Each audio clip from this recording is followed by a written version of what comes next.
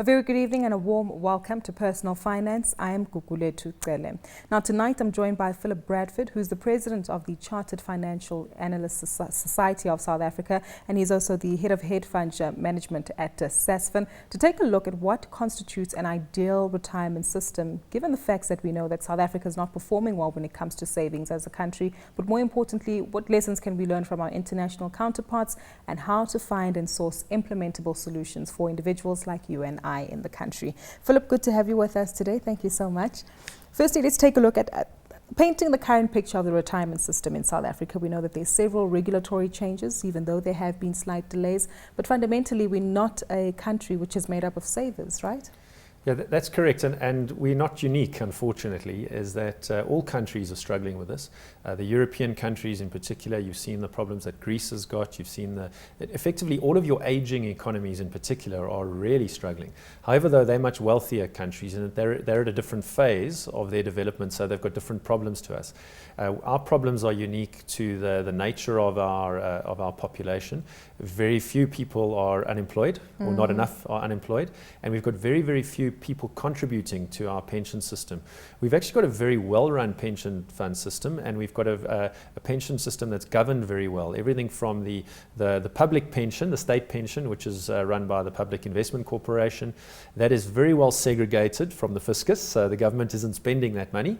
But also we've got a very well-run private system, very similar to our banking and our finance system in general, very, very well run. Our problem is that we just don't have enough people contributing to that system. And that goes back to the dynamics of employment opportunities versus individuals who might not want to, save their money for pensions, because it is a bit of a grudge purchase unless they're pushed into a corner to do so by a corporate company, right? Unfortunately, behavioural finance is the science around this kind of thing, but it's good old common sense that your mom would have told you, I'm sure, is we actually have to save for a rainy day.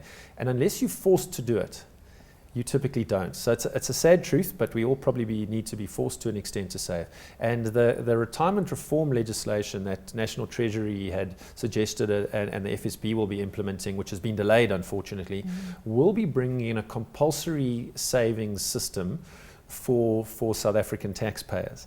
Right now it is almost voluntary, and only your larger corporates force you to contribute to their pension system. And I've often said over the years, myself being a professional investment manager, that if it wasn't for that, I'm not sure where my savings would be. And I've dealt with a number of colleagues over the years who manage money professionally, who don't actually save as much as they should, even though they earn quite a lot of money. So what's coming in is and it's an excellent change, because even people that are earning decent amounts of money, particularly entrepreneurs and the likes, are not actually forced to contribute to a retirement a scheme of sorts. Even with all the tax benefits with retirement annuities and the likes. At the end of the day, sometimes it's just time it gets on top of us, call it laziness, call it whatever you want, call it procrastination. But right now, your retirement annuity type system, which a lot of entrepreneurs or self-employed people contribute to, they can't have to contribute once a year. Well, you can contribute once a month, but there's normally a rush towards the end of February to try and now contribute to that. And I've been in that same situation myself, where I could top up on my pension fund plan and I haven't got around to it, or you just don't have the money at the time. So what is a fantastic saving mechanism is when you're forced into a system, and then very often actually what works very well, even if you're allowed to opt out, people typically don't. Exactly. Keeping with the theme of retirement changes that we see in South Africa, especially on the regulation front, the actual impact that it will have on South Africans' pockets is less money, right, to take home at the end of the day. Is there a general understanding of that particular concept, that it's a small-time sacrifice for the moment, but in the long term, once you retire, you won't be complaining much? I think if you're seeing the reactions that people are having to just even the potential of not being able to access their pension funds until they retire, and the problems we've seen particularly in the government employment space, and the trade unions pushing back retirement reform, I think when they realize they get a little bit less money at the end of the month, there'll be big problems. So how that gets managed is very, very important. At the end of the day, though, it really is a very, very important part. I've said to a number of people recently, saving for your retirement's a bit like, at the moment, having a solar geyser, or all of a sudden boreholes. Everyone wants a borehole. Is you need to get off the grid. You need to not be reliant on the government to give you a pension when you retire. And that's what you're seeing in the aging economies, particularly in Europe. Greece is the best example, where pensions were promised to people. Unfortunately, you've got less people contributing into the system, and the government's not going to be able to give you that state pension. So you need that state pension, but we're never going to get to that level, or not in the short run, where it's going to be sufficient. Internationally, they recommend that the average state pension for the poorest of people should be 25% of the average income in the country. Sure. Right now, I think it's a couple of $100 a month. So unfortunately, we are nowhere near a decent level. So we need to have that basic state pension, but based on the amount of people that contribute to the fiscus in South Africa, it's not going to happen. So people need to save for themselves. The government's actually got some great incentives in place for you to save. It's the only free lunch, I like to say, that the government's actually going to give you. Typically, you're taxed on everything else you do. Your retirement annuity contributions or pension fund contributions are really a tax back and a tax incentive. And actually, the tax-free savings account is actually your last resort. You should be contributing to your retirement annuity long times before you get to that, and only once you've used your maximum in your retirement annuity, then you should contribute to that tax-free savings account. Because the tax-free savings account, even though you're not being taxed on the returns, you've already been taxed on the money that you put in there. So the simple analogy was for a top tax bracket earner, if you're paying what used to be, let's say 40%, if that was your marginal tax rate, and if you started off with 100 Rand, and after your tax you've got 60 Rand. Now, alternatively to that, if I invest that 60 Rand, or if I was someone who got a tax back and invested that 100 Rand, I actually need a 67% return to catch up. So to go from 60 to 100, I need 67% return just to catch up to the person who took the tax break. And unfortunately, you're never really going to get there. So I personally like to contribute as much as I possibly can to that retirement savings. And it's incredible how it accumulates over the years, the good old-fashioned power of compounding. And because it's forced and I can't touch that money, it's not in my hands to decide whether I'm going to spend it or not. It actually makes a huge contribution over a long period of time. You mentioned a lot of the analysis with regard to South Africa versus our international counterparts and the various stages that they're going through. But are there lessons that we can learn from them and implement in South Africa, whether it comes to behavioural changes that need to be implemented, or even from a regulatory perspective? Singapore is a very good example where they, a number of years ago, were actually a very poor country. It would be very hard to implement what Singapore's done in general with the economy, even though they're a model for what we would like to do, largely because they're not a democracy, or they weren't a democracy at the time, but they contribute closer to 30% of their income to retirement. 30% is a huge number. It is, and unfortunately, I suppose people have to adjust, but at least they've got that money when they do come to retire, because whatever you're living off now, you've got to live, once you retire, in this day and age, if you retire now when you're 60, you're probably going to live to be 100 with modern medicine. So somehow you're going to have to fund that.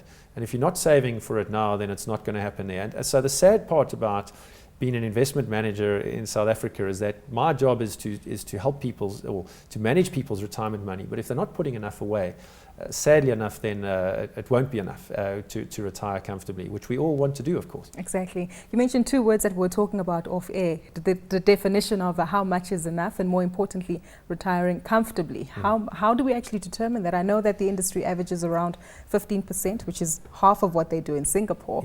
But for the average South African household, how should they be calculating? Sadly enough, I think we're nowhere near 15. So I think ideally you should be contributing. The global study that the CFA Institute did suggested a minimum of 8% contribution. But when you're retiring, you should be wanting to have at least about 60%, if possible, of your last salary to retire. And obviously your requirements are a lot less when your spending requirements should be less once you've retired, and you can tone down on certain other incomes that you won't need. So 60% would be fantastic. Unfortunately, on average, the South Africans are nowhere near there, and we know only a very small percentage of South Africans are actually able to retire comfortably. So if you take your salary today and said you're going to retire tomorrow, how much would you be able to live off?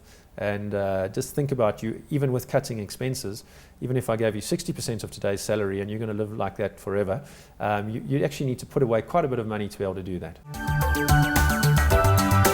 Time now for us to apply what we've learned to some real life scenarios. Philip, we've certainly said quite a bit, but for the individuals sitting at home, especially for those who might be close to retiring, what key considerations should they be looking at and discussing with their financial advisors at the moment?